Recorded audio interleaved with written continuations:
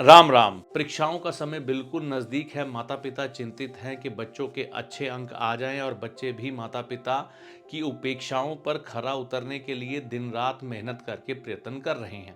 पहली बात तो यह है कि बच्चों को बिल्कुल भी चिंता नहीं करनी चाहिए, अपनी मेहनत पर पूरा विश्वास करना चाहिए। क्योंकि होता क्या है, कई बार बच्चे स्ट्रेस ज़्यादा ले जाते हैं, सब कुछ आते हुए भी वह कंफ्यूज हो जाते हैं। तो इस कंफ्यूजन का क्या उपाय है, इसके बारे में हम चर्चा करेंगे।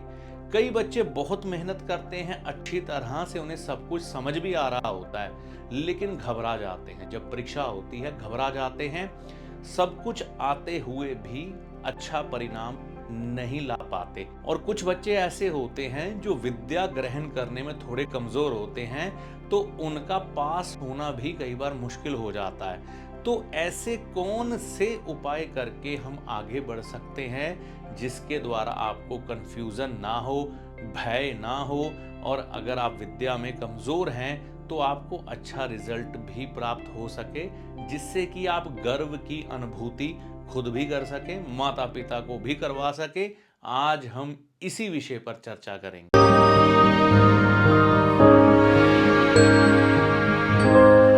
नमस्कार, मेरा नाम है पंडित अरविंद तिवारी। इस चैनल पर अगर आप नए हैं या बहुत समय से चैनल के साथ चल रहे हैं, अभी तक आपने इस चैनल को सब्सक्राइब नहीं किया, तो वीडियो देखने के बाद चैनल को सब्सक्राइब करके जाइएगा।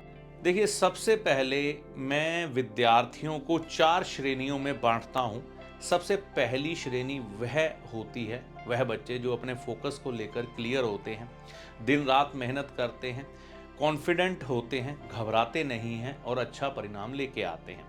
दूसरी कैटेगरी उन बच्चों की होती है जो मेहनत पूरी करते हैं, इंटेलिजेंट होते हैं, अच्छी तरह से पढ़ते हैं, सब कुछ मेमोराइज होता है, लेकिन जब वह एग्जामिनेशन रूम में जाते हैं कंफ्यूजन का शिकार हो जाते हैं, सब कुछ आते हुए भी अच्छा परफॉर्म नहीं कर पाते। तीसरे स्थान पर वह बच्चे होते हैं जिन्हें सब कुछ आता है, कंफ्यूजन कोई भी नहीं होती, सब फोकस क्लियर होता है, सब कुछ आता होता है, लेकिन जैसे ही वो परीक्षा देने के लिए जाते हैं एग्जामिनेशन रूम में, वह घबरा जाते हैं, डर का शिकार हो जाते हैं, जिसके कारण अच्छी परफॉर्मेंस नहीं दे पाते। आखिरी में वह बच्चे जो पढ़ाई में थोड़े कमजोर होते हैं, मेहनत करते हैं लेकिन अच्छे परिणाम कई बार नहीं ला पाते।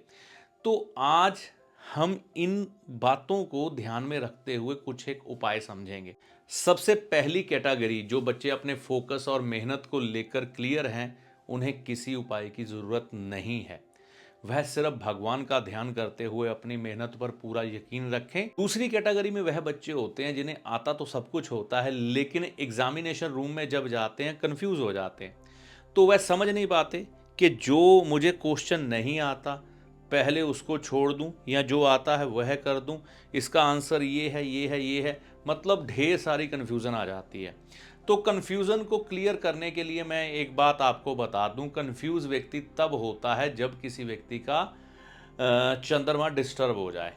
तो सबसे पहले बच्चों आपको क्या करना है कि अपने चंद्रमा को मजबूत रखना है। चंद्रमा को मजबूत रखने के लिए जब भी आपके एग्ज़ाम शुरू होने वाले हैं, अगर आप कंफ्यूज होते हैं, अपने घर में माता या दादी के पैर छूकर रोज़ आशीर्वाद लेना शुरू कर दें।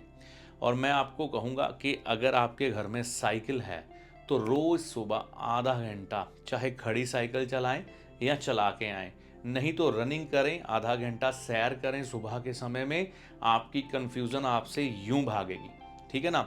इसके अलावा आप क्या करें, अपना फोकस क्लियर करने के लिए थोड़ा सा दूध लें गाय का, उसमें थोड़ा सा शहद मिला दें। ठीक है, उसमें थोड़ा सा शहद मिला दें और वह शहद मिला हुआ दूध भगवान शिव पर अर्पण करें, उनका उसी दूध से अभिषेक करें। इससे आपके चंद्रमा मजबूत होंगे, आपका फोकस क्लियर होगा, आप कंफ्यूजन का शिकार नहीं होंगे। और इन दिनों में बिल्कुल फास्ट फूड खाना छोड़ दो जब आपके एग्ज़ाम है। और अगर आप दूध ग्रहण करते हैं तो दूध में थोड़ा सा हनी यानी कि शहद डालकर ही दूध पिएं। इन दिनों में बेहतर परिणाम मिलेंगे आपको। तो यह उपाय कर सकते हैं वह बच्चे जो कंफ्यूजन का शिकार होते हैं। इससे मिलता जुलता उपाय है तीसरी कैटेगरी जो भयभीत हो जाते हैं। सबसे पहले जो बच्चे भयभीत हो जाते हैं परीक्षा केंद्र के अंदर जाते ही कन्फ्यूज़न एक अलग चीज़ है, भय होना वह एक अलग चीज़ है, डरा डरा सा रहना, ठीक है ना। तो इसको भी दूर करने के लिए आपको चंद्रमा ही मजबूत करना पड़ता है पहले। तो आप दूध में थोड़ा शहद मिलाकर भगवान शिव का अभिषेक करें और खुद भी वही दूध, शहद मिला हुआ दूध ग्रहण करना शुरू कर दें गाय का। दूसरा उपाय क्या है, विद्यार्थियों को तांबे का एक कड़ा धारण कर लेना है अपने राइट हैंड में मंगलवार के दिन सुबह के समय। जितनी दिन तक परीक्षाएं चलेंगी तब तक धारण करके रखें, बहुत बढ़िया हो जाएगा। अंतिम में वह बच्चे जिनके अंक कम आते हैं उन्होंने क्या करना है अच्छे अंक लाने के लिए, आप अपने बृहस्पति ग्रह को मजबूत रखें। बृहस्पति ग्रह को मजबूत रखने के लिए चने की दाल धर्म स्थान में यानी कि मंदिर में आप ज़रूर अर्पण करनी शुरू कर दें अगर आपके अंक कम आ रहे हैं। बुध ग्रह को अच्छा रखने का भी प्रयास करें। छोटी छोटी कन्याएं, है ना, अगर आपके घर के नज़दीक हैं तो उनको कुछ एक उपहार देके, नगद पैसे दे दीजिए, 5 रुपए का सिक्का, तो वह उनको देकर उनका आशीर्वाद ले सकते हैं। अगर आप खुद ही उनकी उम्र के हैं तो कोई दिक्कत नहीं है, अपने गले में एक छेद वाला तांबे का सिक्का धारण कर लें खाकी धागे में। किस दिन धारण करना है, बुधवार के दिन। तो यह आप कर लेंगे, आपके लिए बढ़िया हो जाएगा। घर के पास सरस्वती माता जी का मंदिर है तो उनके आगे माथा ज़रूर टेकें जिस दिन आपकी परीक्षा है। ज़्यादा रुकावटें या विद्या में ज़्यादा प्रॉब्लम्स आ रही हैं तो 3 केले, है ना, जो आपस में डंडी से ऊपर से जुड़े हों, बृहस्पतिवार से शुरू करके 48 डे मंदिर में देना शुरू कर दें। चाहे आपकी परीक्षाएं इसमें ख़त्म भी हो जाएं, ठीक है ना, लेकिन 48 डे का ये उपाय पूरा कर दीजिएगा। तो यह उपाय आप कर सकते हैं जिनको परीक्षाओं में मेहनत करने के बावजूद अंक कम आते हैं, ठीक है ना। तो 3 कैटेगरी को बांटकर हम इसमें चलते हैं तो परीक्षाओं में अच्छे परिणाम आने की संभावना बढ़ जाती है। देखो, सबसे बड़ी चीज़ बच्चों ये है कि आप मेहनत करो। मेहनत से बढ़ के कुछ भी नहीं है। उपाय तो लास्ट ऑप्शन है, सबसे पहले नंबर पर आपकी मेहनत है, उस पर फोकस करके चलो। साथ में उपाय का सहारा आप ले सकते हो अगर समस्या है। अगर आपको कोई समस्या नहीं है तो उपाय की ज़रूरत नहीं है, सिर्फ उस ईश्वर का और अपने माता पिता का आशीर्वाद लेकर चलिए और अच्छे अंक लेके आइए। तो मेरी तरफ से आपको परीक्षाओं की हार्दिक शुभकामनाएं। ईश्वर करे कि आपकी परीक्षाओं में बहुत अच्छे अंक आए और आपकी उम्मीद से ज़्यादा आए। तो यह जानकारी आपको कैसी लगी, कमेंट करके अपनी राय दीजिएगा। वीडियो अच्छा लगा तो लाइक और शेयर करिएगा। देखिए, अंत में एक चीज़ मैं कहना चाहूँगा, ज्योतिषी को हमेशा अपने एक सलाहकार के रूप में देखें जो आपके भले और बुरे समय का ज्ञान आपको देकर आपके कष्टों से आपको बचाने का प्रयास करता है।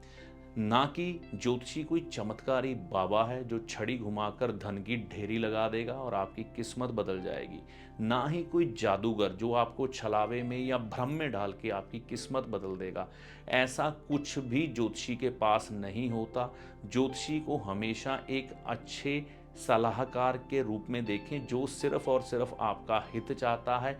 इससे ज़्यादा ज्योतिषी से कोई भी उपेक्षा मत करें।